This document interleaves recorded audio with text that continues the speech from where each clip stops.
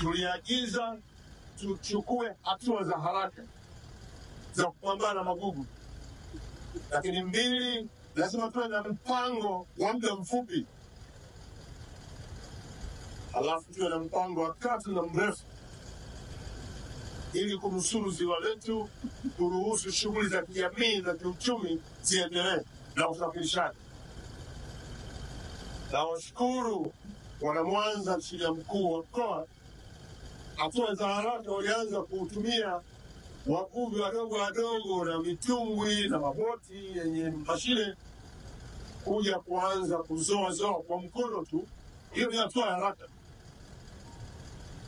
Hatua ya muda mfupi ni kuanza kutafuta mitambo midogodogo ambayo tunayo ndani ya nchi, tuweze kuanza kufanya kazi ya kuondoa magugu maji yale yaliyofunika ziwa, halafu tuje kwenye gugu maji ambayo limekomaa.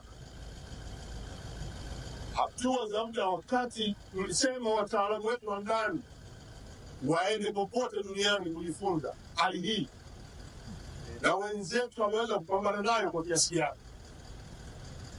Kwa ukanda wa Afrika Mashariki, wenzetu wa Uganda walishaanza kupambana na magugu haya. Watu wanasema wataalamu waende, na ndio hao wanaondoka kesho wanaenda Uganda, lakini na wao tulishapata maelezo yao namna walivyopambana na gugu haya.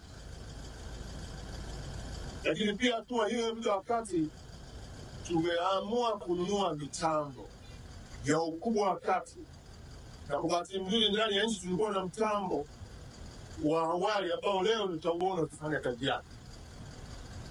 Kwa muda mrefu sasa tumetenga fedha kununua mtambo mkubwa, tena miwili, leo huwa inafanya kazi ya kutafuna magugu kila itakapoonekana ndani ya ziwa.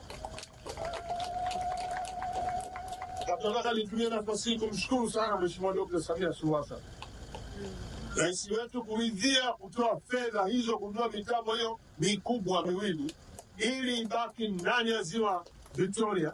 Itakuwa kuna kwenda kokote ndani ya ziwa hili kwenye mikoa yetu hii, kuanzia mkoa wa Mara, lakini Simiyu, Mwanza, Geita na Kagera.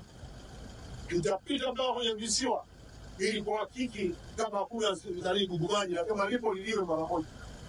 Kwa tumeshaweka mpango wa kupambana na ziwa hili.